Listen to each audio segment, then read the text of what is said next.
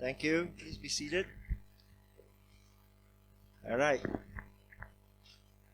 We will, because of the volume of the amount of material that we have to cover, so we may go a little bit later than normal 10 o'clock. All right. Tonight is going to be a little bit of brain-racking session where you really have to think a lot. Okay. All right. Let's see. Okay, we have it here. Yeah. So, have you read your assigned chapters? You haven't. How many of you have read? You have. Okay. All right. And then next week, take note, we are reading from chapter 14 to 16. So if you have finished chapter 14, then just 15 and 16, right? So next week will be just 3 chapters. Okay? And then you will find that in some of the classes, you actually will miss out some chapters. We won't ask you to read those chapters, but we will pick up a particular topic that we want to discuss. Some of those topics we do not want to discuss because of the lack of time. Because if we have to go through everything, this will be like a full 6 months course. Okay? All right. How many of you have read the Knowability of God? You have read that? Can you tell me what's that? So the knowability of God means that if God wants us to know Him, what should He do? If God wants to hide Himself, you cannot find Him. Am I right? But God chooses to reveal Himself to us. Therefore, He makes in such a way that we can know Him. And then there are many ways in which we can know Him.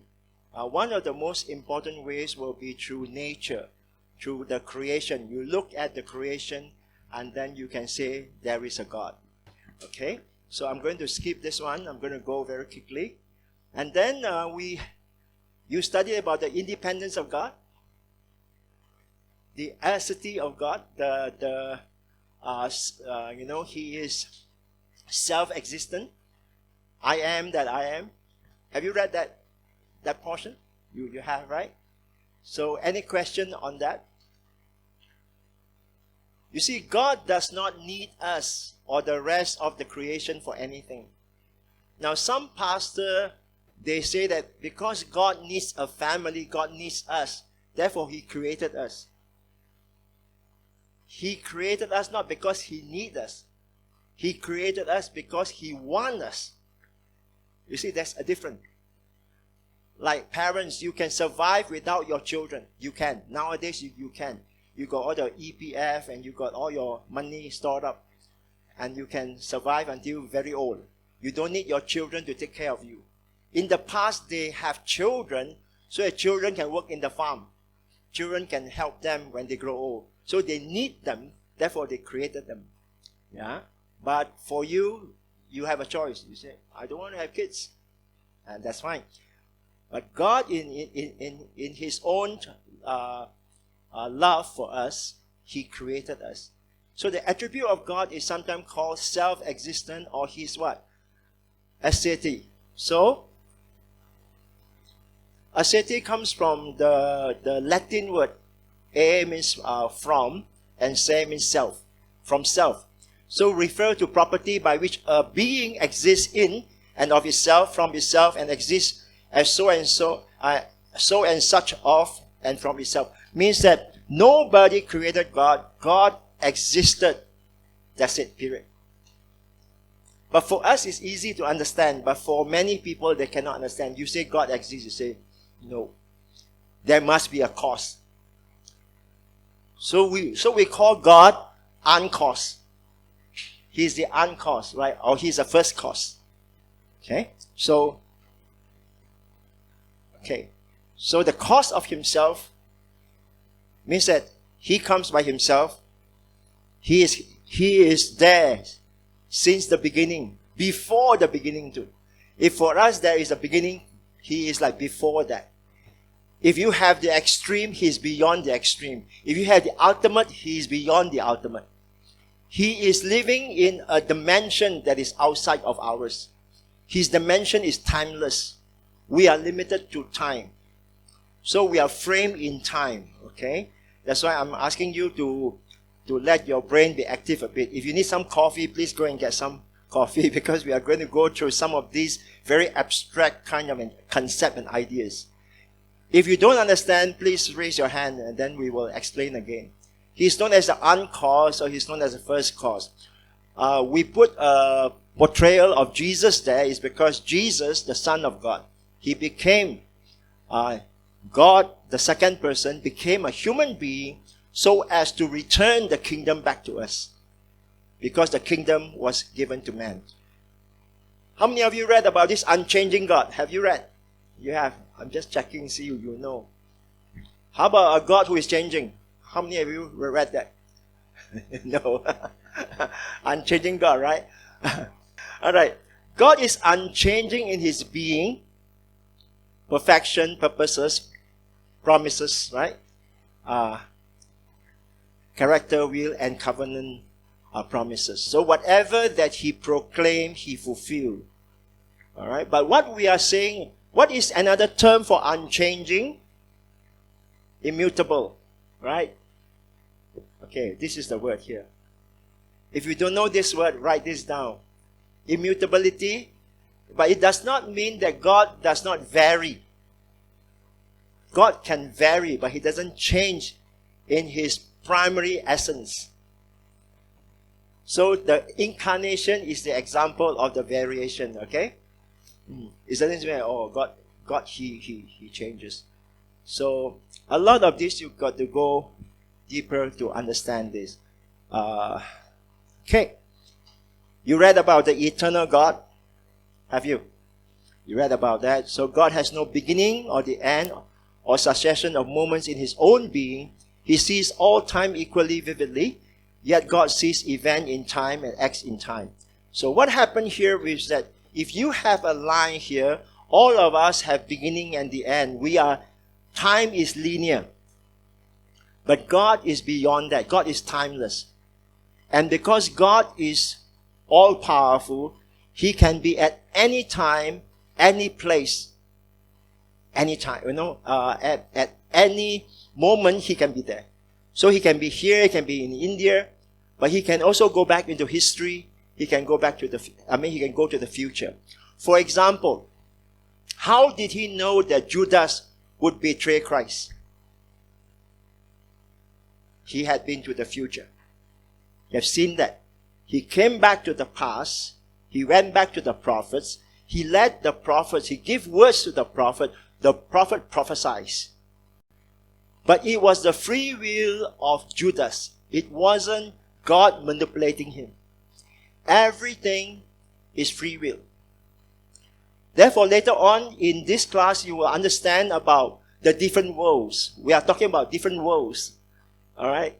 Like world A, world B, world C, and world D, and so on. And you will say, what kind of world is that? What on earth is that? This is the actual world. Right now, you are in this actual world. But what happened if your mother and your father, they haven't met? Then you won't be here. So that is another world. Am I right? That's the world without you. Alright?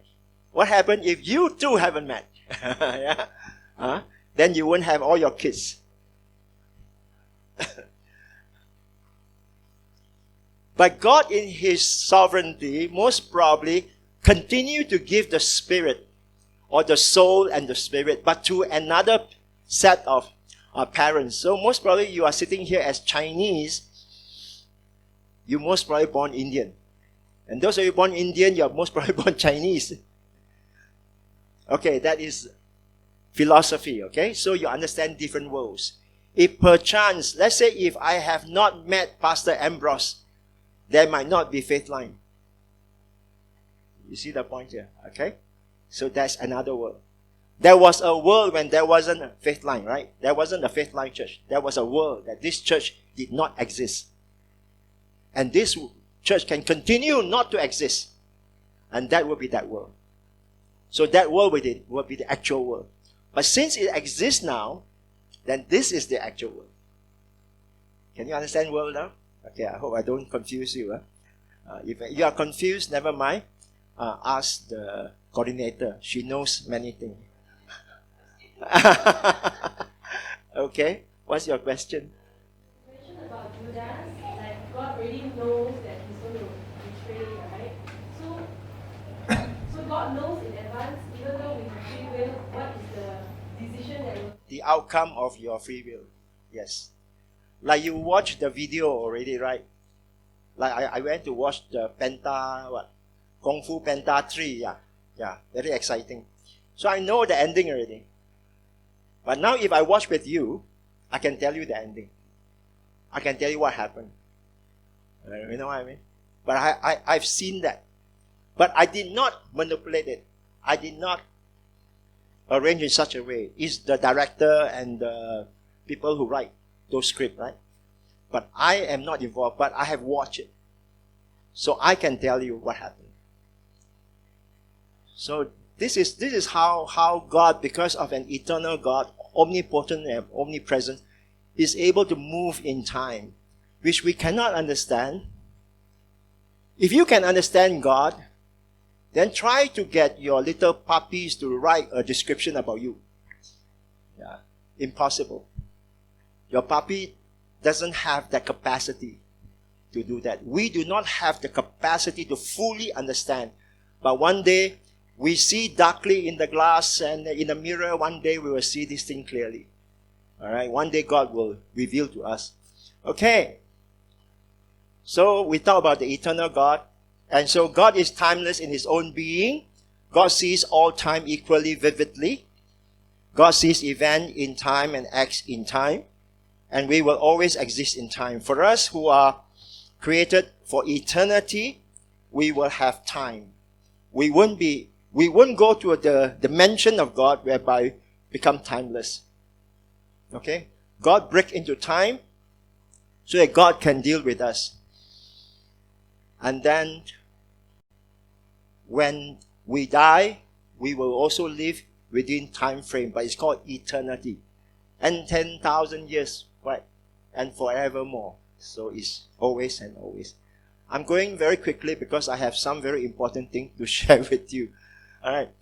The omnipresent God. Have you read this? Those of you who have read your book, you should wave your hand so I know that you have read enough. Because I may put something that's not there. Have you read this? Then you say yes, then I know you're lying. Okay. The omnipresent God means God does not have size or spatial dimension and is present at every point of space with His whole being, yet God acts differently in different places. What we are saying to you here is that God, He is not limited to space. The only time that He restricted Himself was when He became a man. You see, most of us make the mistake of doing this. We accord to God our human nature. So when we look at God, we are looking at God as a Superman. So we are human being, He is a superhuman being. And that's how we can understand Him. And we also look at our pets and we also accord certain human attributes. Am I right? So you see, He's so cute. He's talking to me, or He's loving me, and He is, trying to communicate with me. All kinds of human understanding. So we human beings, we have this kind of weakness here, is that we tend to superimpose what we experience upon a being who is far greater than us. And then when we understand God, like one man said that he's so angry with God because his daughter got an accident. The daughter car got an accident, and then he said one thing. He said that if my daughter were to die, I will not forgive you, God. Now, he didn't understand the size and the magnitude of the person, of the being that he's talking to. He thought he's talking to another human being. Therefore, I don't forgive you. Now, who are we to not to forgive God? Like another guy said that, if I were to be Abraham and this guy comes and asks me and say, I want your son Isaac, sacrifice your son Isaac. You say, you better go to hell, man. You see? You're telling God to go to hell. God created the hell. God created everything. Because he did not understand the person of God. The reason why some of us here, we are still indulging in our sin or little, bickering and unforgiveness and things like that, is because we do not know the size of God. We do not know God himself. Our understanding of God may be just like the size of a peanut. But how do you prevent yourself from sinning? How do you prevent yourself from committing adultery, watching pornography, or doing all the various sin that's now very common? How do you prevent that? You don't just go and try and beat yourself and say, oh, I should watch it. Then you punch yourself and you're blue and black. Then you say, oh God, see, I'm very holy now. That is not the case. The Bible tells us one thing, is that when you feel yourself with God, all right, the presence of God, the vision of God. And I can tell you that when you start to study this book by Wayne Grudem, you find that you are able to fight temptation very easily. Because suddenly your understanding of God is very clear. Okay? Clearer than before. And then you find that he will come and he will fill in the whole room. And you go home and his presence is right there. You are not just one isolated person, in your little corner, but you are in the presence of this great God. And you talk to him. And he loved you. Okay. I'm talking about this because these few weeks I've been experiencing this. All by myself. But the presence of God was there. Okay, unity of God. God is not divided into parts, yet we see different attributes of God emphasized at different times. Therefore, we're going to say to you that the God of the Old Testament and the God of the New Testament is sama-sama, is the same, one God. Some people say, oh, God of the Old Testament is a very cruel, very evil, very judgmental God. And then God of the New Testament is a very kind, very gentle God. No, same God. He's just his attribute revealed differently. Like for example, when you were a parent, when your kids was growing up, and then when the kids was let's say a baby, you treat the baby quite nicely. But the very moment when the kids come to understanding, he's about 7 years old, very naughty. What you do? Some of you use the rotan, right? You use the cane, or you use the slippers, or you use the hand and you spank. And you say, I will spank you so many times if you, like for example, one child, you say that, I won't allow you to put one foot onto the road, because if you go to the road, means run across the street, the car will kill her, right? And so the child will test, 1 foot. What do? You take her back, you spank her. No. Okay? Next day you test you again, 1 foot. You spank again. You see what happened? Then in America, if you spank your kids, right, they say, oh, this child abuse. But not in Malaysia. We can crucify them, it's still not child abuse. God crucified his son. It's not child abuse. Huh? All right. So, now who said this? Let's all read this. In terms of practical application, all read. This means that we should never think, for example, that God is a loving God at one point in history and a just or wrathful God at another point in history. He is the same God always, and everything he says or does is fully consistent with all his attributes. It is not accurate, it's not accurate to say, as some have said, that God is a God of justice in the Old Testament and God of love in the New Testament. God is and always has been infinitely just and infinitely loving as well. And everything he does in the Old Testament as well as the New Testament is completely consistent with both of those attributes. Who wrote this? Have you read it in your book? Okay, wonderful. You see, what happened is that we got to correct this idea. Even some pastors are preaching that here is a different God. But I think you understand about progressive revelation. As history progresses, God revealed himself more and more. At first, he revealed to Abraham, right? And then you find that through Moses, he began to bring forth the law. And the tithing wasn't implemented by Moses. Tithing was far before the law. Tithing was during the time of Abraham. And where did he got this idea? He got this idea from the tradition that passed down from Adam. Therefore, you find that people like Cain and Abel, they will learn how to give offering and sacrifices to the Lord. All these. But to some of us here, we say, oh, I'm not in the Old Testament, therefore I'm not going to give 1 penny to the church. The church can live by love and fresh air and sunshine. That's fine. We live with a lot of fresh air and sunshine. Yeah. But once you understand this, then you no longer fight that notion. And you say, okay, I understand. Like for example, filial piety, when you have old parents and you have to help if parents need help, then you have to be there. When parents are sick, you have to be there. When parents need financial help, you have to give. And all these are found in the Bible. But before that, God already gave the institution of family, of marriage and of family. And God, in his own way, have been teaching the people. That's how this is being passed down.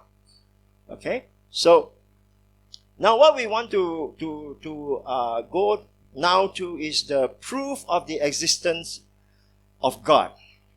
Now, these arguments are tested to be effective in logically convincing people who have atheistic persuasion to change their mind. So, it is logically fashioned in such a way that those people who have no Holy Spirit help can come to a point of faith where they can engage in what we call the leap of faith. It means that they can come to a point and say, yes, I believe there must be a God. Then from there, they can trust in God. Like in this class here, I cannot help you to trust in God. I can only tell you about God. Let's say, for example, if I have a way of prophesying to you, some of you may not be married yet. And so I prophesy to you and I say to you that you will marry this girl or you marry this man. Okay? And I can tell you about all his attributes and the character and so on. But I can only tell you about him. But I cannot get you to know him in such a way that there is a relationship that's being established. That relationship, you have to do it. Therefore, knowing about God and knowing God, there are two different things altogether. So some of the theologians, some of the scholars, they know a lot about God, but they may not know God. Some of them read a lot of the Bible, they know Greek and Hebrews and so on and so forth, but yet their life has no power. They cannot heal the sick, they cannot cast out demons, they cannot do all the signs and wonders that is recommended by the Word of God. Okay. Let's look at some of the argument here. So the first one is we want to introduce to you this guy called Thomas Aquinas. And in his book, The 5 Ways or The 5 Proof, he argued about the existence of God. Now, he is a 13th century philosopher and he is a priest and also a theologian. So if you grab hold of Thomas Aquinas' book and the website that your coordinator gives you, you actually have free copies there. You can download or you can use that as a reference point. So make sure you check your mail, okay? Check your WhatsApp. From time to time, we will give you all these resources. These resources are very important for people who really want to know the Word of God well and know God well. Let me explain this very, very carefully. The reason why is that most of us are contented with the little knowledge that we have. And with the little knowledge, and we can actually live a life lack of faith. Not full of faith, but lack of faith. Means a little thing, just a little knowledge of God. And then we behave like the world, we act like the world, we have all this bitterness, anger, all these things, allowing the devil to mess us up because we do not know the power of God that can, come through our life. Therefore, this is important here. Alright, so the 5 ways in which Thomas Aquinas, he proposed about knowing God is that the first one is called unmoved mover. The second one is first cause. Then argument from contingency, argument from degree, and the teleological argument means argument from design. Now today, what we want to do is to get you well versed with the last one, argument from design. But we can cover some of those in the front. The first one, the unmoved mover, anything that's in motion is put in motion by another. Cause and effect. Okay? So when you push, let's say you kick a ball, then the ball kick another ball, the ball kick another ball, and then they keep on the movement. So reduction from potentiality to actuality means that the ball has the potential to be moved. The very moment you move it is called actuality. Easy, right? But they have to use this big word to confuse you a bit. Potentiality means potential to move. Actuality means actually moving. Okay? So when I reduce the potentiality means it starts to move. Am I right? I see saliva coming down. Okay. So seeing the movers, that then it leads one to consider the first mover or the unmoved mover. If you see the universe moving, and you got to say who is you will trace out, okay, this caused this to move, and that caused this to move, and so on, right? And all the way back. But it can't go on for infinity. There must be a prime mover. There must be the first mover. So that first one, that unmoved mover or first mover, we call him God. Can we can do that, right? We just call him God. We may not know him, but we say, okay, he's the one who moved. So, then every known thing in the universe has a cause, and universe itself must also have a cause. So the cause of such a great universe can only be God. So whatever you call him, maybe you like to call him Coca-Cola, or you like to call him Aseng, or you like to call him Sun, or you like to call him Sangti, whatever name you want to call him, but he is still the ultimate mover. Okay? Okay. So now, this argument is called the Cosmological Argument. But I'm going to give you another argument which is the improvement of the Cosmological Argument, because the argument says that everything in the universe has a cause, right? So the question before this idea came out, this was the latest. They asked a question. If everything has a cause, then what is the cause of God? Who made God? If God makes all things, then who made God? You see? So then, in those days, people find it hard to answer. So for the atheistic people, means that you cannot answer, then there's no God lah. Just because you don't know, doesn't mean that there's no God. How many of you have met the optician who made my glasses? Have you met him? Wong Ah-seng, no? You don't know Wong Ah-seng? Nobody knows Wong Ah-seng. So he never exists.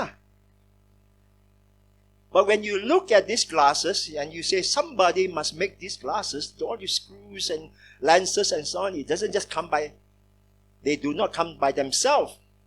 There must be an optician. So whether you call him optician or you call him Wong Ah-seng or you call him whatever name, you know that he is the creator of this pair of glasses. By looking at the ready-made product. Therefore, when we look at a system, the universe has a system, then we know that there must be a designer of a system. If not, the system is, you see, chaos cannot give you a system. The chaos theory can't give you a system. It's like saying to you, when the hurricane hit the junkyard, for 10 million years, the hurricane kept blowing at the junkyard, and then a 747 appears. Because it's by time, longevity of time, it's by the matters. Matters are all the things in the junkyard. And then it's by chance. Means that you give it enough time, that junkyard will produce a 747. Can you believe that? If you can believe that, then you can leave this class lah. Because you are better than I am, because I cannot. It is harder to be an atheist than to be a believer. Okay? So, the Kalam cosmological argument is what we call a first cause argument. Therefore, you can see uncaused cause, and all these are the cause, and then come here to infinity. Means that forevermore. Okay? So this is the uncaused cause. And then here you see a cartoon that's being drawn.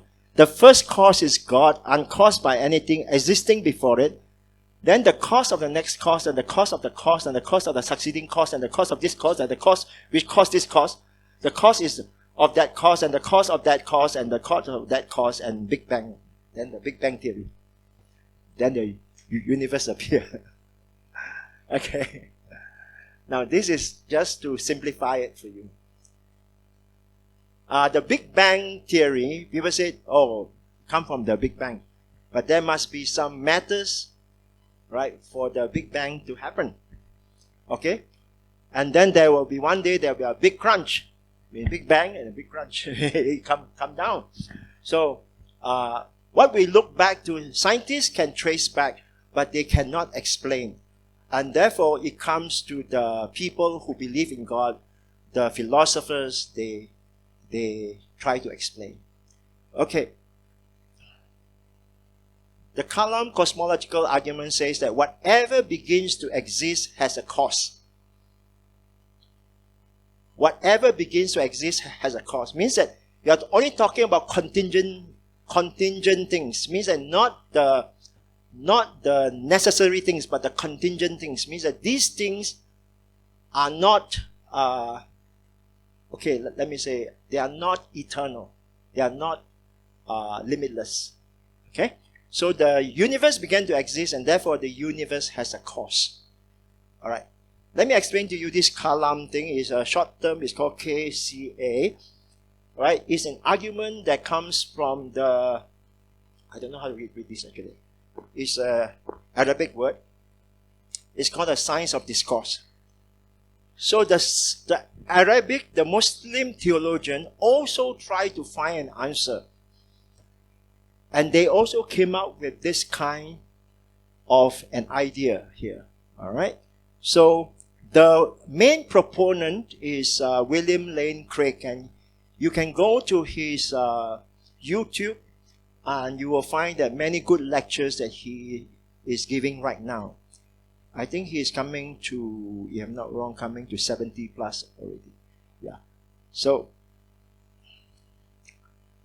the concept of the prime mover first was introduced by Aristotle, and then something must come from something, which is a scientific fact. Therefore, when you talk to people who say that there is no God, especially when you are going to countries, the first world country like Australia, some of you are migrating there, and then you go to America or you go to Europe, then you will meet this kind of very hard-nosed atheists, and they will tell you there's no God on your face. And therefore, you have to know some of these things. You have to know how to use this argument. The cosmological argument is very easy. Means that you just take the universe, you trace it back to the beginning, and then you say, Science says something must come from something. Where did the universe come from? That's it. And then stay quiet. Don't answer. Just keep quiet. Let him tell you. Then he said, I don't know. You don't know means that, do you agree that something must come from something? You say, yes. Then what is the first something? Okay. So whatever we call it, for us, we call it God. You may call it A or B or C or whatever, but we call it God. Okay? The teleological argument is the argument from design. This one is also very powerful. And William Paley, if you take down his name, and you will find that he argues from a watch. Yes, you find a watch on the seashore, and then you look at that watch, and you can't say that the watch just come out from the sand, right? The watch must have been made by somebody. So this argument is about the watchmaker. The watchmaker means you see a watch, there must be a watchmaker. And therefore, when you see the universe, you see this the system upon this earth, you see the self-containing, self-sustaining system of this world. Then you know that there must be a sustaining power. There must be somebody who designed this world in such a way that it can sustain itself. It can feed billions of us, can take care of us, give us enough air. And there is no plastic covering or glass covering that covered the earth. And yet the atmosphere does not just run away. The air doesn't just fade into nothingness. And God kept it there. And what is the meaning of gravity? And how come the gravity is just right? Okay, so all this tells you about a design. So telos comes from this meaning called, it's a Greek word, the end or goal or purpose. So there must be a purpose, there must be a reason. What happened is that non-theistic philosophy or ideas tend to destroy the image of God. So you are nobody. For example, in their argument, they say that we are the religious people, whether you are Christian or Buddhist or whether you are Muslim or Hindu. We are the one who kill a lot of people. So they quote the crusade, they quote all the past wars and so on. But what they have forgotten is that atheism killed more people than the whole of history combined. Because Stalin alone, in his own country, in USSR, killed some 60 million.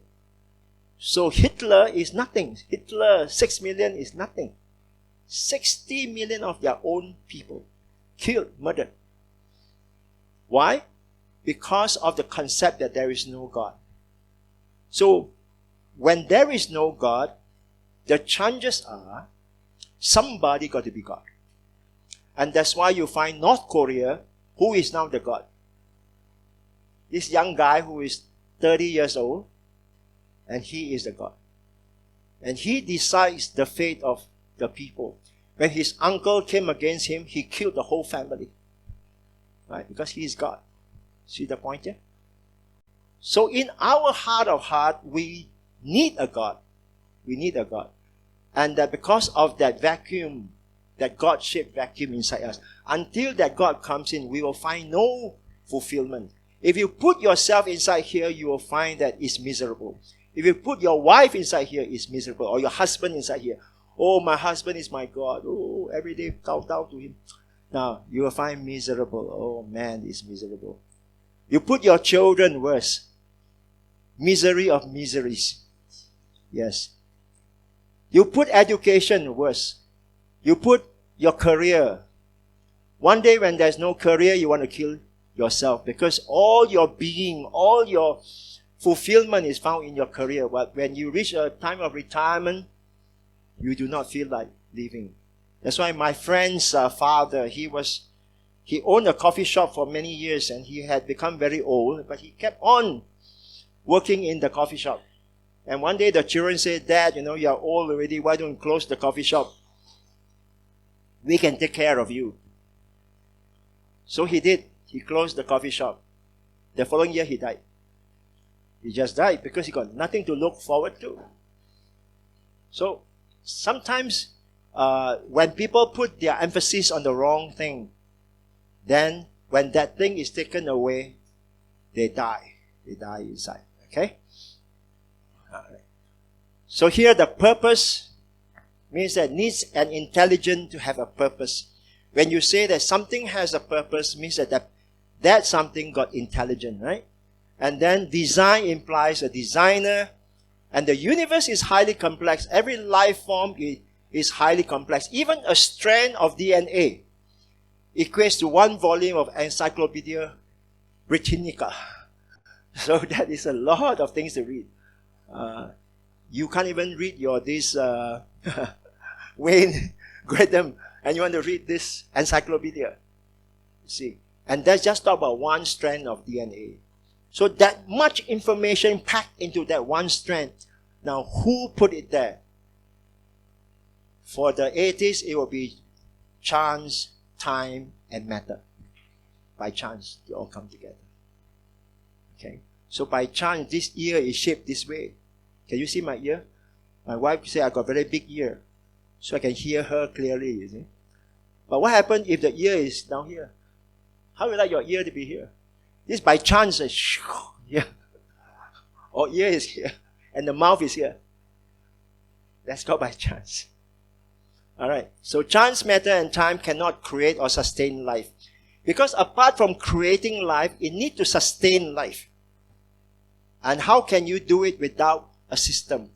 Now, how many of you in your house, you have a system? Like, you have the aircon system, you have the pipe where you pipe in your water, isn't it that?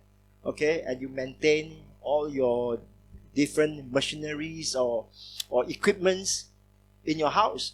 But the very moment disorder set in, then you know that something is wrong. That's disorder. See, God is obsessed with order. God is absolutely obsessed with order. Any disorder is against God. So when you are sick, God wants to heal you. But some churches say, no, God doesn't want to heal you. God loves you sick. Now, how many of you really believe that? If you really believe that when your children become sick, then don't bring the children to see a doctor. Because when you bring your children to see a doctor, then you bring order back to the children. So if God loves you sick, God loves disorder, then don't see a doctor. You see the point here? So this theology is a little bit haywire here because we attribute we accord the things of the devil and then we say that's of God. Okay, we will talk about that maybe on Sunday. Okay. Complex systems are needed and that implies a system designer and a system maintainer. Okay? And, okay. Oh, this is the Greek word, we already said that. Okay, now we want to talk about the moral argument. The moral argument is a man's sense of right and wrong. Now, people say that we created morality, we created a code of conduct is because we want to facilitate each other. So you don't harm my children, I don't harm your children. You don't steal my things, I don't steal your things. So we thought that is how the code of moral conduct comes by. But that's not true. There must be a standard. There must be a standard. There must be a standard means that there must be that fundamental standard that you can compare with. For example, a ruler. How many of you will know that this is 1 meter if you do not have a ruler? So your 1 meter and my 1 meter may not be the same. So in some culture, they love their neighbors. In other culture, they eat their neighbors. So which is right and which is wrong? If based on atheistic argument means both can be correct. It's nothing wrong for you to love your neighbor and nothing wrong for you to eat your neighbor. You see, because whatever you decide.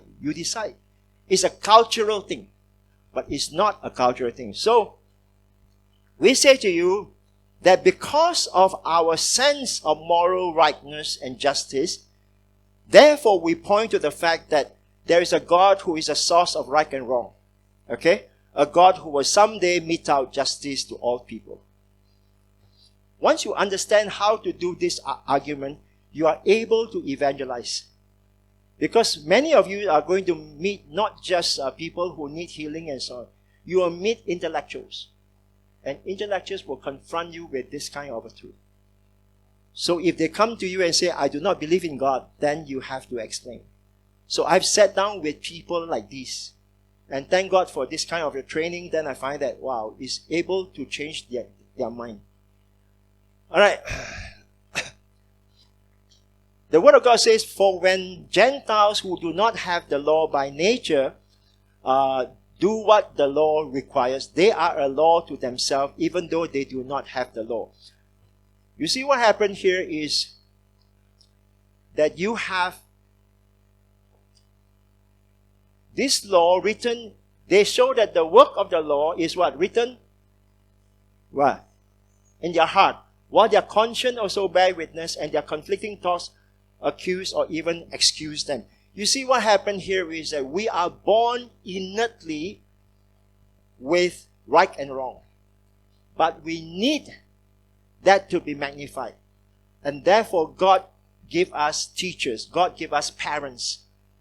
In Chinese is a very, we use a term that is very good. It's called 教你點樣做人啊，教你怎麼做人啊 means teaching you how to be a human being. Am I right? Right? Is your child not a human being? Of course, she is. Or he is. But 點解要教你做人呢? Because there are moral conducts of a human being. And these moral conducts are already integrated into culture, whereby the image of God is more or less in the background. But then you naturally say, oh, we Chinese do things this way. Or we Malay do things this way. Or Indian, we do it this way. But generally you find that murdering somebody is not a good thing. Right? You find stealing from somebody is not a good thing. So the commandments of the Lord, like ignoring your parents and do not take care of your parents, that's a bad thing. Every culture you have that. And that is the universal law. And that law comes from the Lord. So, right and wrong imply a higher standard or law, and law requires a lawgiver. And because the moral law, we say to you, transcends humanity. Any question? The universal law requires a universal lawgiver. This, it is argued, is God. Okay? That's God. Now, atheism provides no basis for morality, no hope, no meaning for life. So one of the very popular atheist proponent, he said, enjoy yourself. Just enjoy yourself. This is the only life that you have. There is no heaven. There's no hell. When you die, there's nothing. Now, what is the danger of this? The danger of such philosophy is not that the people become hedonistic, means just enjoy themselves and like animal like that, But the people can become depressed. What happens if life has no meaning? There's no heaven, no hell, no future, no eternity. When you come to a point that you are suffering, what should you do? You kill yourself. You see. That's why young children, if you do not teach them the Word of God, they will be, once they reach teenage years, they will be thinking, why should I want to suffer? I got another 60 years, 70 years to live on this earth. And is already studying in school is so tough. And I got to face this future of 70 years. Anyway, when I die is nothing. Why don't I be nothing now? Kill himself. So in Singapore, kids are jumping down. Why? Because stress. Stress is since everything, let's just end it all. You see. So you find that for atheistic people, for them to take their life is quite easy because it's nothing, everything. Like for example, you two fall in love, right? Or your mom matchmake one. Did you fall in love or mom fall in love? Right? She chased after you lah, huh? Okay, yeah. Like my wife chased after me, is it? Okay. Okay, huh? But actually it's not love. It's some chemical reaction in your brain, that's all. You think it's love, it's not love, nonsense. You know, some of yourself go, nothing. No such thing as love. No such thing as compassion. No such thing. All these feelings are nonsense. And that's how you can put 60 million people to death. And that's how you can, that's why now you find that the killing is going on is because the first thing is that I reduce the image of God in you. So you are nobody. If you are not in my religion, you are nobody. You are a cockroach. For me to kill a cockroach is very easy. So if I cut off your head, so what? You are nobody. You see? So whether it comes from the religious approach or whether it comes from atheistic approach, the reduction of the image of God in man ultimately destroy mankind. That's why we can kill each other. I can kill your children. For example, that one of the German leaders was captured, and he got a young son. And so this the officer who arrested him asked him a question. You got this son. How you feel? Every time you come home and he runs and he hugs you. You say, I love it. He said, my nephew was the son age. 6 years old, 6 years old. But you killed him. How do you feel about your son if something were to happen to your son? Then he said, it's my son, it's not your son. You see the point here? Means I don't care about your feeling. As long as I feel for my son, I do not care how you feel for your son. You see, that's that kind of a cruelty, that kind of evil that's found when people put aside God. So, without God, there would be no objective basis for morality, no life, no reason to live it. But I'm not saying that all atheists are bad. Some atheists actually, by the side, they actually follow our ethics. They follow, because they are human beings. So they have love, they have feelings, and so on. But they just do not want God to be in the picture. So many atheists are very good people. So don't get me wrong. This is on record here. The whole world is going to watch this.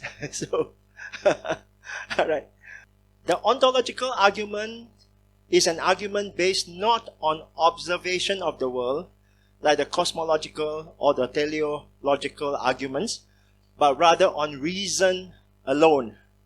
All right, I want you to listen very carefully.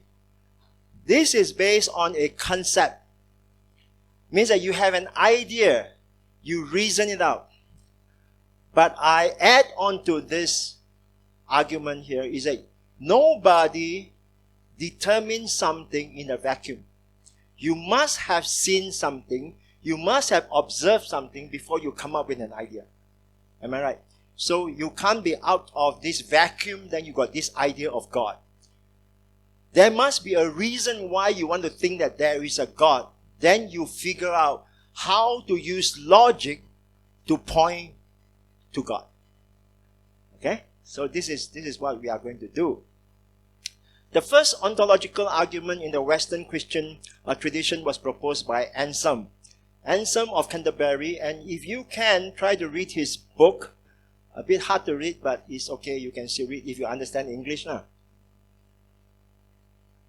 The book is called Proslogion. I also don't know how to enunciate that. Huh? So, God, okay, this is his idea. I actually got his whole text, but if I were to put what he wrote there, you will be confused because it took me a long time to understand this. Imagine, I came from Bible school like 30 years ago. And in these 30 years, I gradually began to understand. 30 years. So for you, you will understand in 3 minutes. Okay. All right. Because I also got this misunderstanding. And so I thought this argument is nonsense. Really, I just said, this is. But today I'm going to spend time to go through with you so that to prove to you it's not nonsense. Okay? All right. Now what Anson said is this way. He said God means the greatest conceivable being. Means this being is the one that you can think of. Is the greatest. Am I right? So you call the greatest being, some people call Superman lah, but you call him God. Okay? A being that exists in one's mind means it's just a figment of imagination, and in reality, outside of one's mind, is greater, right, than the one that exists only in one's mind. Means that the actual person must be greater than the one that is in your mind. Okay? A necessarily existing being. So, take note of the word necessary or necessarily. This term is very important in this kind of a being. Means that he got to exist. If he doesn't exist, then we are not here. Okay? Necessary being. Okay. Let me show one illustration. How many of you sleep every night? Raise your hand. How many of you got sleepless night? One. Watching too much Korean movie, is it? Okay. Now every night, I think all of us, we dream, right? We dream. In the dream, you most probably, some of you very elaborate dream. You dream, you go to the market, and then so many people in this supermarket and buying things, and you are rushing for this cheap sale and all that. So that is in your dream. And all this crowd and all these individual, and you might even meet some friends, right? So that is your dream, and that world is your dream world, right? That world is happening. But the very moment you got up from your dream, every person in that dream disappeared. Can you see? Can you see? Because you are the foundation of that dream. You are the source. That dream is in your care. What I'm not saying to you, I'm not saying this to you that we are in the dream, okay? That we are in God's dream. I'm not saying this. But what I'm saying here is that, taking this example, if we don't have this great being, this ultimate being, everything collapses. Everything disappears. Because it's upon him that the universe stands. That the universe expands. Okay? So he's known as a necessary existing being. Alright? Therefore, God must exist in reality. So he is saying that because I conceive this great being, and therefore this great being must be far greater than what is in my mind, and that this great being, alright, is possible, and therefore this great being must happen, must be there. So to me at that time it was nonsense. Why not? I imagine there's a Mickey Mouse, and I believe that Mickey Mouse makes us happy, and happiness is part of life, and so we need something to make us happy. Therefore Mickey Mouse must be real. Like, so you see, that was because I misunderstood the whole premise. I misunderstood it. And that's why I'm going to go through with you. So this is an act of repentance. For those years that I did not like this, this argument. Okay. The very concept of a being that instantiates all the perfection implies that it exists. Instantiate means that it provides that instant. Okay? So, a being that instantiates all the perfection implies that it exists. What happens if it does not exist? Then it's not a being that is perfect. If you say God, then God should be perfect, right? But what happens that if it doesn't exist, then it's not perfect. The reason is that a perfect being must perfectly exist. Can you see the logic of it? Some of your hair are growing very fast. Some of you are dropping hair. All right. Therefore, the particular perfect being exists, and we call him God. Now, this kind of ontological argument, you have to understand the premises. Okay, so I am using this professor, Alvin Plantinga, his model ontological argument. And you go to the internet and you will see he's now in his 80s and still very sharp. So, okay.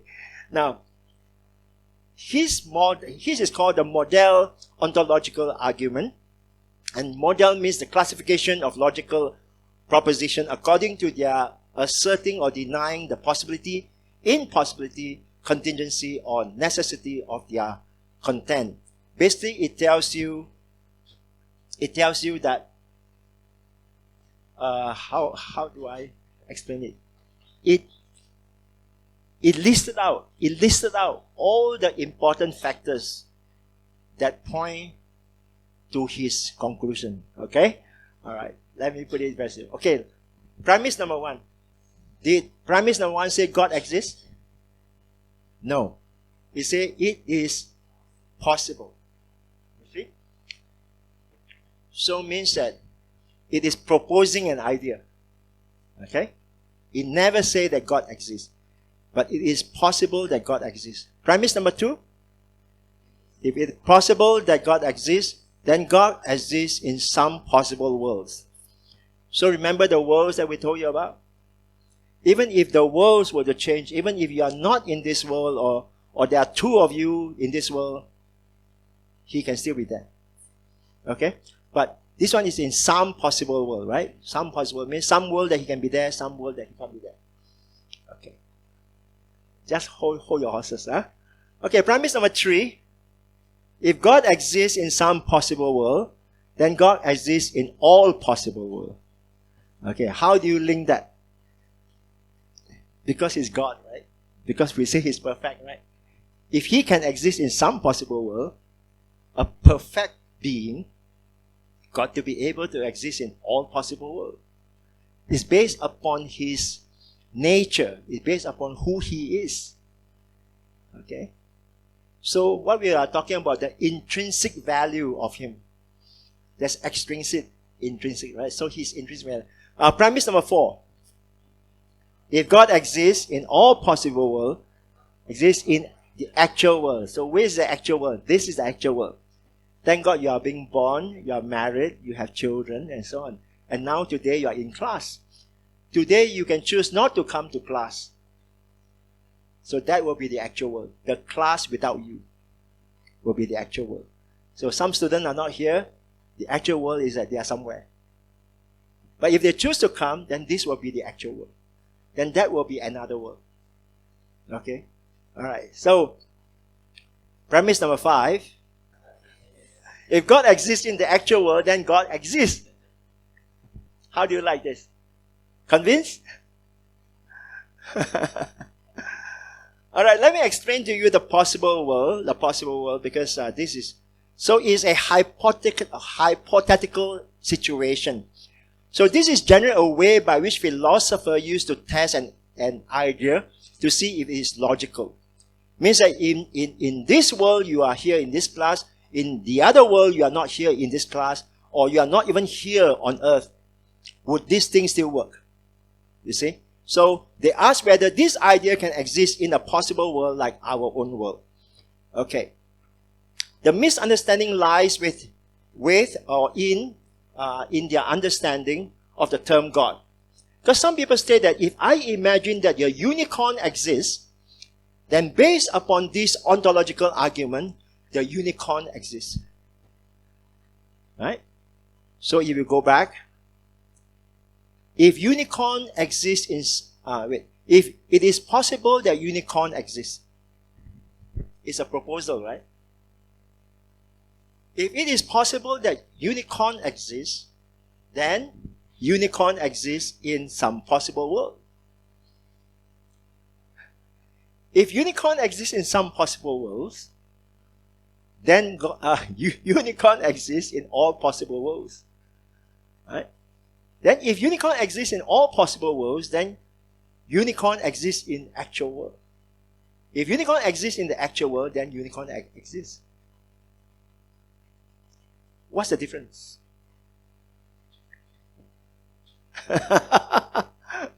Unicorn doesn't exist, right? What's the difference? If unicorn does not exist based on this argument and based on this logic, then God cannot exist. And that's where people come in and say God cannot exist. You cannot base upon the concept that because God exists, therefore. So, like I told you, for 30 years, I like, this guy is crazy. Don't waste time on this guy. But today we are going to waste a lot of time on this. Okay? You're going to think through and you're going to be the first class that know how to use ontological argument. You're going to know it by heart, man. Yeah. Okay. What happened here is there is a comparison. The mistake lies that most people do not know how God is defined in this argument. God is defined as necessary being, as unicorn is defined as contingent being. Contingent being means it can exist or it cannot exist is okay. Necessary being means that it must exist for everything to function. It's the basis. You see the point here now? So it is like the foundation of the house. You can say the windows, this curtain and so on. You can talk about all this. But you cannot compare the curtain with the foundation of the house. Without that foundation, there is no place to even put the curtain. You see that point here? So the comparison, so that's where I misunderstood all these years. The intrinsic value of God is different from that of a unicorn. Or that of a lion or cat or whatever. Okay? So let me give you three ways entities are defined. The first one is called impossible. Impossible. Second one is called contingent. Third one is called necessary. That's why I want you to take note of these three. Very important. They are not in your book, but it will help you to understand where God is. What is impossible? Impossible means that this entity cannot exist in any world. Have you seen a round square? In any world, can there be a round square? In any world, can there be a two-sided triangle? In any world, can there be the shape of a color? Shape means that what is the shape of purple color? What is the shape of brown color? You can't tell me. Right? So, you see what happened here is certain things are impossible because they are not logical.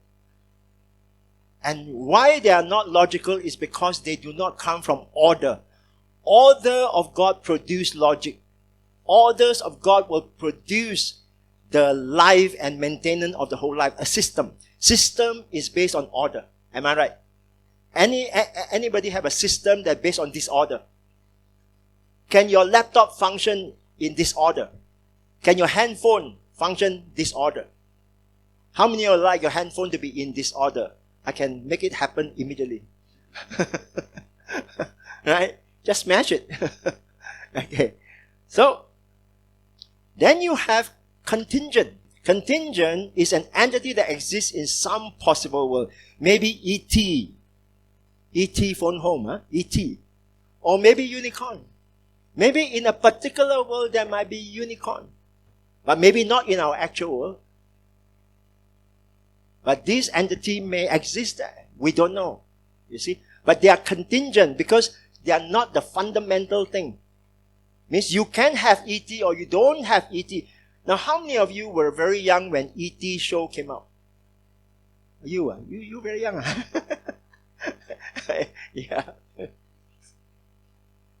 Yeah, I was very young too. Right. Okay. Now, this is the important one. Necessary, the entity that must exist in all possible worlds. For example, numbers. 1, 2, 3, 4, 5, 6, 7, 8, 9, 10. All these numbers, right? You can't change it. You can't say 2 become 3. 2, 2, right? For example, shapes, and absolutely true. Now, let me pause for a moment and share with you about Platonism. How many of you have heard about Plato? Yeah, he was one of those old-time philosophers, you know? Used to stay next door to me. Yeah. Plato has this idea that he, if I may say briefly, he advocates like, for example, when you see a table like this is the table that you are seeing, but out there is a parallel table like this. Though it may be in the form of ideas or it may be in the form of a concrete, tangible thing, we are not too sure, but there is an image similar to this. So same with the chair, same with this room, same with. So you see a parallel world kind of. And that concept, that Greek concept, that idea, right, enters into Christianity. So then you find that in early Christianity, many of the early church fathers will use that kind of an idea. Okay, so when you understand, go back and read a bit more about this, then you find that when you read into the Bible or when you read into what people interpret, how they interpret the Bible, then you understand where they are coming from, because all of us are influenced by certain philosophical thought. For example, in Cambodia, the Cambodian Bible was translated by a Buddhist monk. So all the terms used for God were actually Buddhistic terms. Yeah, term like Holy Spirit, term like church is like temple, things like that. You know? Yeah, but it's talking about, so it's Buddhistic language. So I think in recent time they retranslated and they put into some Christian term, and some term that they didn't have, then they invented. But same with us, because if we are not careful, see, I came from a background whereby I was influenced by Taoism. So I read Tao Te Ching. I was also influenced by Buddhism. Okay? So the danger here is that I would integrate my Buddhism into Christianity. Okay? So the last time I told you about a Korean theologian who wrote an article, how we can become Christ-like by learning from Buddha. Right? Because he came also from a Buddhistic background and he saw certain, correlation between the two. I actually saw the correlation between Tao Te Ching and the Bible. And I was saying, wow, all these people, the Taoism, all they need to do is have a savior. If they have a savior, the Tao Te Ching you can use. You say, how can you use? Sure, you can use. Let me share with you one thing. 30 years ago, I actually expound upon this. Tao Te Ching has this concept of humility. Humility.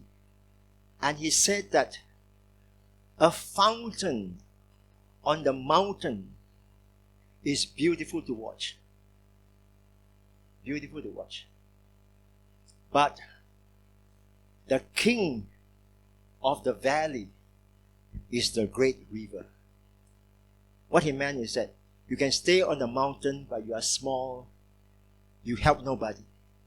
But when you flow down, And then when you water the plain and you begin to help the farmers and let them grow the crops, you bless the plain and you flow down. Means you humble down. Then you become a blessing. You become the king.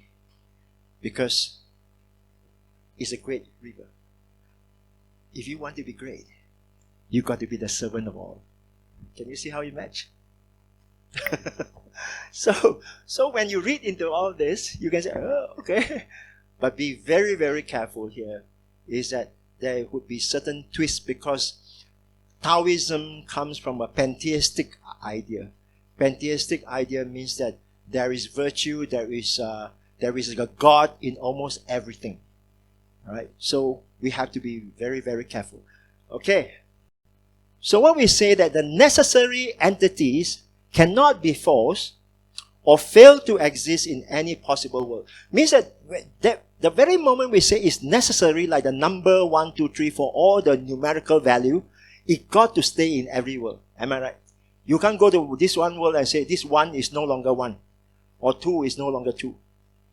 Okay? And even in the timeless world of God, you still have one God, right? In 3 persons, right? The numerical value doesn't change. In that world, this world, any world. Or if you have a Martian world or you have another globe, it won't change. Okay? Alright. Now, how is God defined? Like I told you, my mistake was that I did not see the intrinsic value of God. I only saw God as one item. I saw the unicorn as another item. I put these two together and I say, how can you come up with this kind of idea? You think of something and then so it is there. It can't be. But it's deeper than that. So, God is defined as the maximally great being. Now take note of this, a maximally great being. Necessary means an entity that exists in all possible worlds. Okay? So now we can see that because if I have this concept of a maximally great being, right? If I have this idea of this great being, then this great being should be able to exist in all possible worlds, right? Then, a being who possesses all the qualities that are better to have, such as necessity, means that he need to be needed. He need to be there, right? So let's talk about great making properties. What is great making properties? Means that the maximally great being will have all these properties. These are called the greatness, the great making properties. That he should have love, he should have wisdom, he should have power, he should have necessity, means that he should be needed, he should be omniscient, omnipotent, omnipresence, and so on and so forth. All the attributes that you study in your book now, with Grudem, he should have them. So that should be your God. Right? He should have. But let's say at this moment, it's only a concept. Means that I only have it here. I don't know that he can be here or not. Then the other thing is that called the lesser making properties. Means that he cannot have. He cannot have. Because God cannot have both. He cannot have evil. He cannot be stupid. He cannot be weak. He cannot be imperfect. He cannot be corrupted. He cannot be limited. He cannot be inadequate. Okay?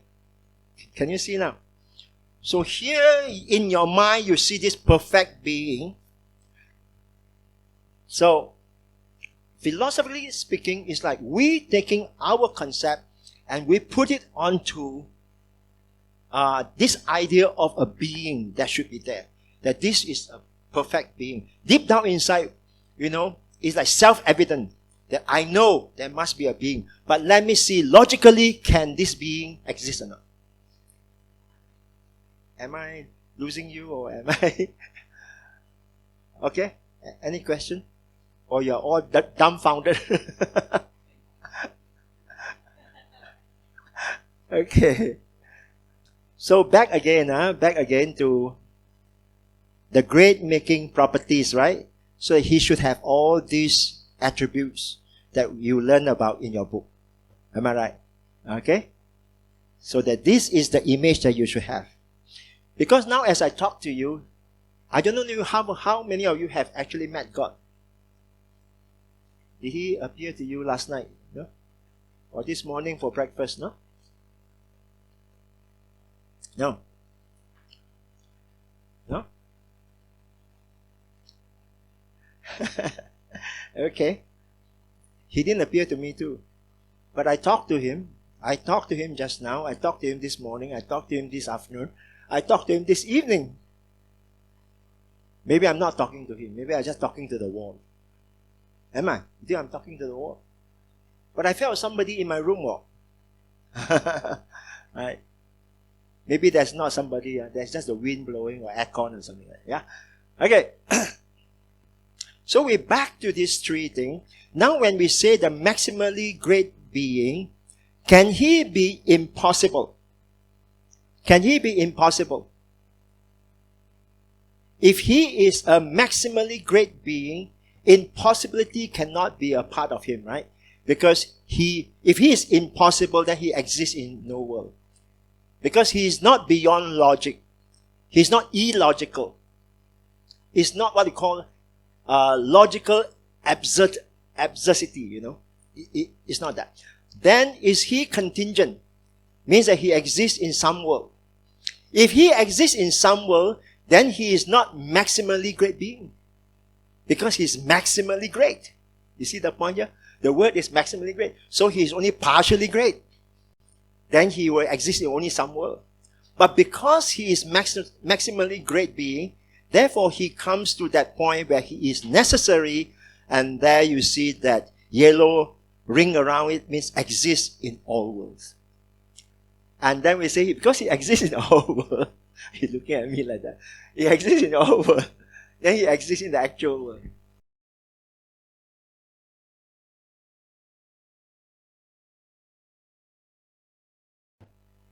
Yeah, because if he is because one thing we say about God is that maximally great, but also personal.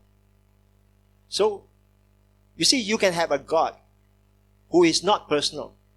Some of the religion, the gods are not personal. So, when you have a God that's not personal, it's a different thing. It's called a clockwork God. It means that he created you like a toy, you know, and he wind you up, right?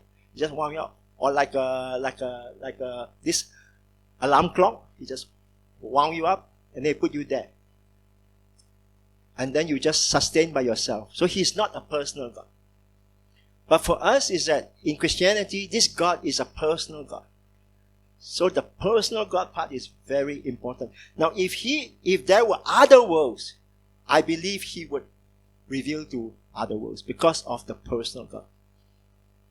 And chances are, those other worlds also have sin. Because when free will is allowed, you know, the free will, he bound to give free will to all. But when free will is allowed, even Lucifer rebel. So there are those who choose not to rebel. Right? So on Sunday we learned that thrones and dominions did not rebel. Only the principalities and powers rebel. Okay? So you must understand that. So now, here you have God there. Maximally great being is necessary and thus a necessity. So we have Colossians 1:16. Can all of us read this verse? There's a proof text here. 1, 2, 3, go. For by him all things were created that are in heaven and that are on earth, visible and invisible, whether thrones or dominions or principalities or powers, all things were created through him and for him. Colossians 1:16. Okay, you see, it's very important here because all things were created by him. Right? Whether it's the invisible or the visible, whether they are the angelic power or human power, or you find the animals and the fish and the birds, everything is. But if he closes shop, everything vanishes. You see? If God disappears, we disappear with him. Okay? So this being should be. So premise number 1 now. Let's read. It is possible that God, maximally great being, exists. That is the proposal, right? Now, if it is possible that God, maximally great being, exists, then God exists in some possible world. Now, if God, maximally great being, exists in some possible world, then God, maximally great being, exists in all possible world. Premise 4, if God, maximally great being, exists in all possible world, then God, maximally great being, exists in the actual world. And premise 5, if God, maximally great being, exists in the actual world, then God exists. This is not your strongest argument, but for us it's this way. When we have thinkers of the past and philosophers of the past and theologians of the past, and when they come out this kind of an argument, you find that many of the people who come against this argument, they do not fully understand it, and therefore they say it's nonsense. So on the YouTube also, I have discovered that the atheists were making fun of this.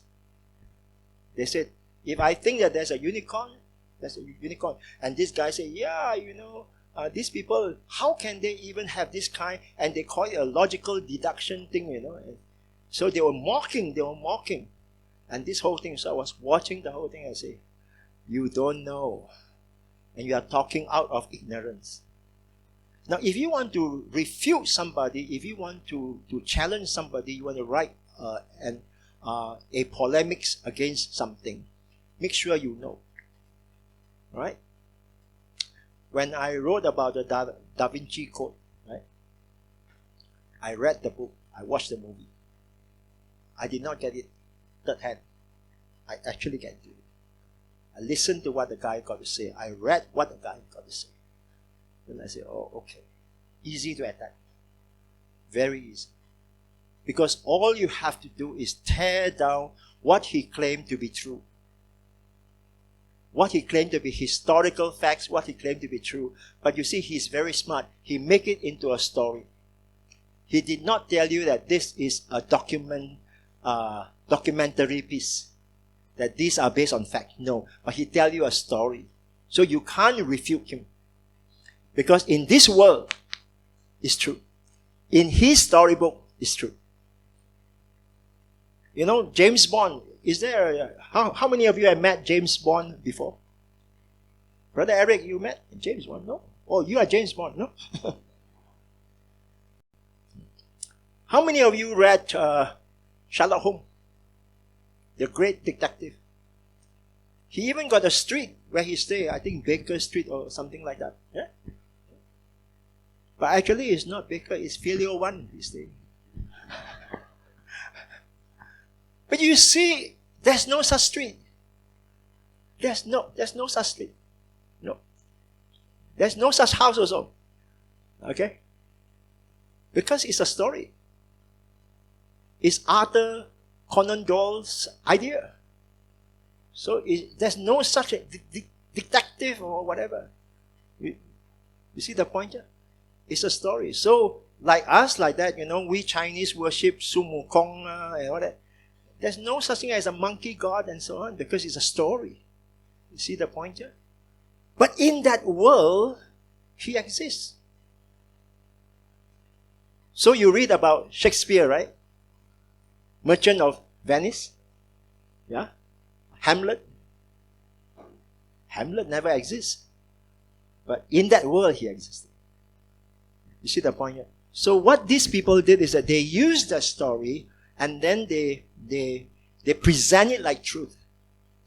But then people most people just read superficially and say, oh yeah, wow, this is, but then they need people like us to refute it and say, these are not true. These are just assumptions. These have no facts. In fact, the person that he quoted is actually a lunatic. He's a crazy guy. Okay? So, anyway, all right, let's come back to this one. Is your head like this now? Tick, tick, tick, tick. You may not feel convinced, right? How many of you are convinced? None, no hands up, right? It is not how you feel, but the argument is logically coherent.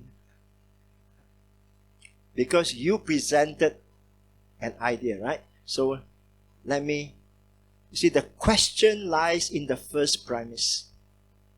The question lies in it is possible that God, maximally great being, exists. That is the first thing. If you want to attack, you attack the first line. The subsequent logical sequence is always there. You can use it for anything. But the first line, once the assumption is made, you agree to that assumption, then that is the point that will clinch onto the winning point. Okay? You will win. So if God exists, then God exists. Alright, so first premise, alright. First premise is a definition. And definition does not imply that the thing defined exists. Therefore, when people say, oh, he just said God exists. No, we never say God exists. We say, if there is a possibility of such a person called God with all these attributes, if there is a possibility for him to exist, then let's explore. Let's do the logic. Okay, then we use this. The ontological approach. Are you okay? Okay. Now, if I want to disprove you, I just hit you on the first premise. Means that if you say that God is maximally powerful and that he is omnipotent, then I will give you this, what we call the omnipotent paradox. So here you find that since antiquity, they have this. They say if God can do anything, he can make a stone so heavy that even he can't lift it. Then there is something God cannot do. He cannot lift the stone. Therefore, God does not exist. All you can say is that if he can create a stone that he cannot move, right, then you may think that he is not omnipotent. But the understanding of omnipotent is wrong. So when your premise for understanding is wrong, when your idea of that word omnipotent is wrong, then you cannot compare apple with apple. If we come to you using logical deduction, and you come to us using illogical deduction, it's not on the same playing ground. Alright, let me explain here. So can God create a stone so heavy that even he cannot move? Right? So that is your basic question. So we say that they misunderstood the meaning of omnipotent. They thought that omnipotent means that doing the logical impossible things. That's not true. Omnipotent means that almighty in power. That's all. It does not mean doing everything that includes illogical things and contradicting things that are against his character. See the point here? So, what happened is, it's called a logically incoherent question. Like one of them is, if the irresistible force, right? What would happen if an irresistible force were to meet an immovable object? What would happen? Think again. If there is an irresistible force, can there be an immovable object? No. Right? Logically, it cannot, because you would put irresistible. Means nothing can resist. How can this rock can't move? But if there is an immovable object, do you think there will be an irresistible force? No. Contradicting. So you can create all this logically incoherent question and confuse us. See, there's no God. Then we are confused. Ayah! You see the point here? Now you see how the trick is done here. But when we bring this to you in a class like this, you go back and you start to think. You have to think. Everywhere you must think. While you are showering, you are thinking. Eating, you are thinking. Driving, you are thinking. Because you have to think this through. And then you have to listen to this video again and again. Okay. All right. Can the omnipotent being create a prison so secure that he himself cannot escape? Right? If he can create a prison so secure he cannot escape, means that he is not omnipotent. If he is omnipotent, then he can escape from any prison. You see the point here? So you see, it contradicts again. Okay? So, can the omnipotent being create a square with 3 sides? Cannot. It's a square, but only 3 sides. Not possible, because that is in the impossible world. Okay? Can the omnipotent being give you the shape of the color red? Means tell you the shape of the color red. Cannot. Red got no shape here. You see? It's like, can you go to the toilet and count water? Go and count water. Don't bring a cup, just count water. You say, not possible. Yep. You see, what happened here is that the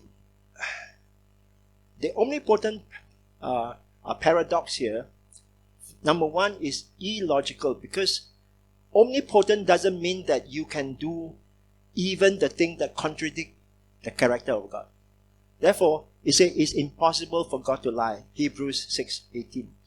It says that God cannot be tempted with evil. And there are 1,001 other verses you can find. Okay? And so what we are saying to you here is that you cannot use logical absurdities to disprove God. So here, this one, what we are using is based on logic. And this one, the omnipotent paradox, is not based on logic. Okay, we are going to have some time here. I'm going to let you discuss about this next other point here.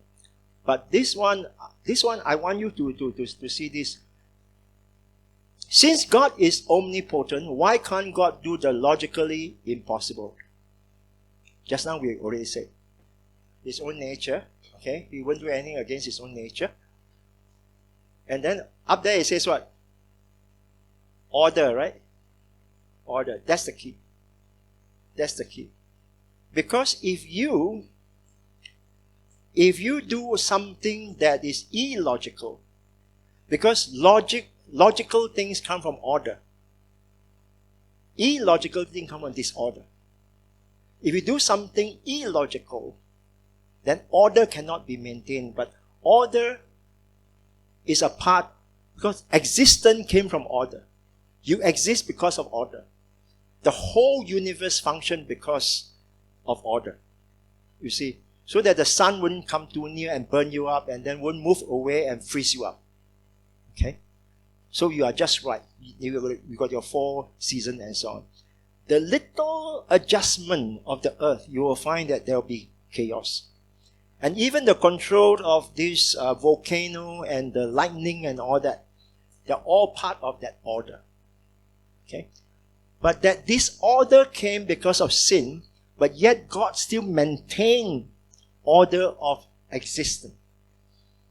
But one day, this old earth shall be placed into disorder, and a new order shall come. A new earth and new heaven. Okay? So that is promised in the Bible. But because we have been so long in the church, it's difficult for us to think out of the box. So now we force ourselves to think out of the box. Means that out of the church context. And to be able to face the people out there, and then to be able to logically explain why we believe what we believe. Back to that one argument. Argument by design. Is that a good one? Remember that one? It's called what?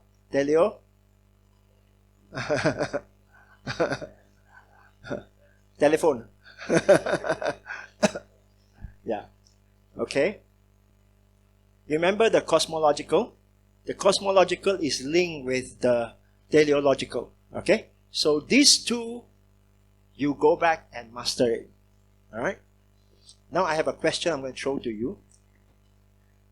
This is one question. If there is a God, why are there still evil things happening on this earth? Isn't it proof that there is no God? Because when there's evil, means that if God is all powerful, He can stop evil, right? If He cannot stop evil, then He is not all powerful. If He's not all powerful, then He's not God. If He's not God, then how can we call Him God? God's not dead, He's surely alive. He's living.